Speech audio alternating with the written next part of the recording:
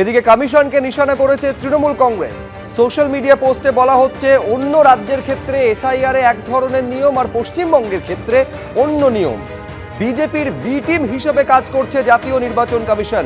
জাতীয় নির্বাচন কমিশনের একটাই লক্ষ্য, নাম বাদ দেওয়া, এই বলে আক্রমণ শানিয়েছে তৃণমূল কংগ্রেস। সুপ্রিম কোর্টের নির্দেশিকা মানছে না জাতীয় নির্বাচন কমিশন বলেও আক্রমণ। বলে বুঝতে পারছেন, একেবারে জাতীয় নির্বাচন কমিশনকে বিজেপির বি টিম বলে কটাক্ষ করেছে তৃণমূল কংগ্রেস। সোশ্যাল মিডিয়া হ্যান্ডেলে পোস্ট করা হয়েছে তৃণমূলের তরফে এই কথা বলে যে অন্য রাজ্যের ক্ষেত্রে এসআইআর যা নিয়ম, পশ্চিমবঙ্গের ক্ষেত্রে সম্পূর্ণ অন্য নিয়মে এগোচ্ছে জাতীয় নির্বাচন কমিশন। বিজেপির বি টিম হিসেবে কাজ করছে তারা, একটাই তাদের লক্ষ্য, নাম বাদ দেওয়া। এমনকি সুপ্রিম কোর্টের নির্দেশিকা সেটাও মানার প্রয়োজন বোধ করছে না জাতীয় নির্বাচন কমিশন। এক বন্ধনীতে রেখে বিজেপি এবং জাতীয় নির্বাচন কমিশনকে আক্রমণ শানিয়েছে তৃণমূল।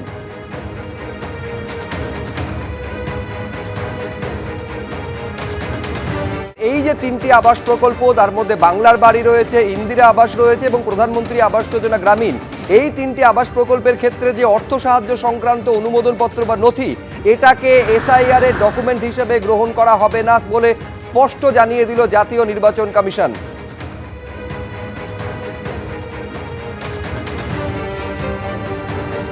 এসআইআর এ পশ্চিমবঙ্গে নথি নিয়ে নতুন নির্দেশ জাতীয় নির্বাচন কমিশনের। এসআইআর এ গ্রহণযোগ্য নয় বাংলার বাড়ি সংক্রান্ত নথি বলে জানালো কমিশন। এই হচ্ছে কমিশনের সেই নির্দেশনামা, যেখানে বলা হয়েছে প্রধানমন্ত্রী আবাস যোজনা, ইন্দিরা আবাস যোজনা এবং বাংলার বাড়ি সংক্রান্ত নথি গ্রহণযোগ্য নয়। একেবারে কি রয়েছে এই নথিতে বিস্তারিতভাবে জানবো, কথা বলবো আমাদের প্রতিনিধি রুমা পালের সঙ্গে। রুমা,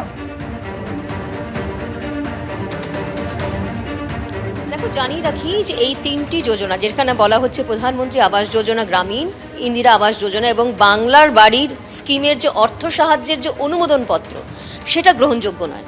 এবং এই ক্ষেত্রে কিন্তু সিও দপ্তর থেকে ইলেকশন কমিশনে ক্ল্যারিফিকেশন চাওয়া হয়েছিল, প্রশ্ন করা হয়েছিল, কারণ এরম ধরনের অভিযোগ বা এরম ধরনের এই জানার চেষ্টা করা হচ্ছিল যে এই ধরনের ভোটারও রয়েছে যাদের কাছে শুধুমাত্র এই ডকুমেন্টসই রয়েছে, সেক্ষেত্রে কিভাবে প্রযোজ্য হবে সেটা কিন্তু সিও দপ্তর থেকে ইলেকশন কমিশনে সেটা জানার চেষ্টা করা হয় এবং চিঠিও লেখা হয়। সেক্ষেত্রে দেখা যাচ্ছে যে ইলেকশন কমিশন একটা ক্ল্যারিফিকেশন দিয়েছে এবং সেখানে পরিষ্কারভাবে বলে দেওয়া হয়েছে যেখানে বাংলার বাড়ি এবং ইন্দিরা আবাস যোজনা এবং প্রধানমন্ত্রী আবাস যোজনা গ্রামীণ যেটা রয়েছে, সেক্ষেত্রে এক্ষেত্রে এই স্কিমের যে অর্থ সাহায্যের যে অনুমোদন পত্র সেটা কিন্তু গ্রহণযোগ্য নয়।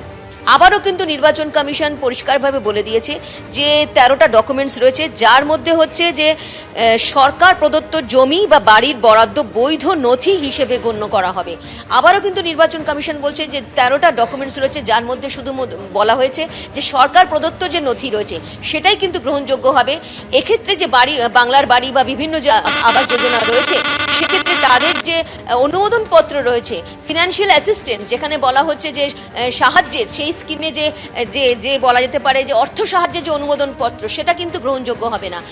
এবার প্রশ্ন হচ্ছে যে এই ধরনের ক্ল্যারিফিকেশন এত দেরি করে এলো কেন, যখন কিন্তু স্ক্রুটিনির কাজ প্রায় এগোচ্ছে এবং যেহেতু যারা যে সমস্ত ভোটারদের ক্ষেত্রে শুধুমাত্র এই অনুমোদন পত্রই তারা ডকুমেন্ট হিসেবে দেখিয়েছেন।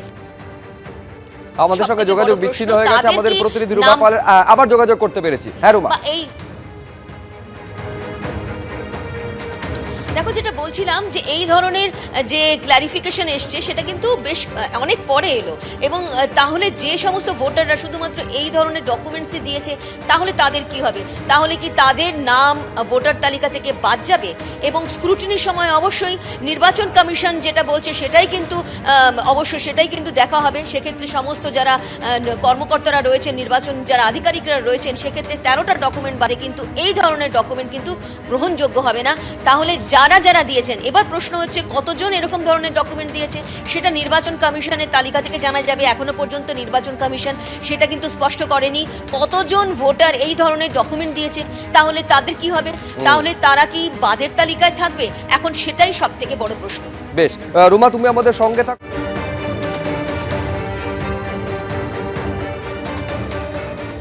খসড়া ভোটার তালিকা প্রকাশ হয়েছে, তারপর দীর্ঘ এদিক ওদিক হোয়াটসঅ্যাপ মেসেজ, নানা রকম নিয়মের অদল বদল, এইসব করে ইলেকশন কমিশন এখন হিয়ারিং শেষ হওয়ার পরে এইসব কথা শোনাচ্ছেন।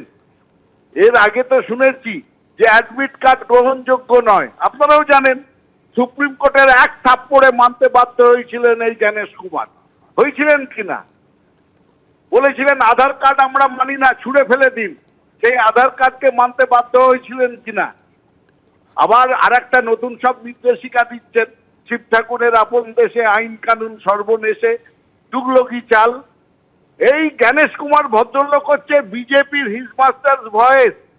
ওই মাস্টার হচ্ছে অমিত শাহ, যা বলছে তাই এখানে পাঠাচ্ছে। এইভাবে চলবে না, আবার সুপ্রিম কোর্টে থাপ্পড় খাবে, তখন বলবে ভুল হয়েছে, হ্যাঁ মানবো।